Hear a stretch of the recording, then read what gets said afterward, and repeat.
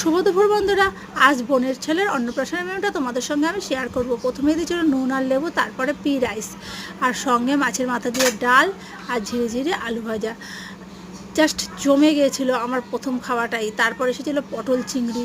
বিশ্বাস করো, অসাধারণ রান্না। আর আমার পাতে প্রায় 12টার মতন চিংড়ি মাছ পড়েছিল।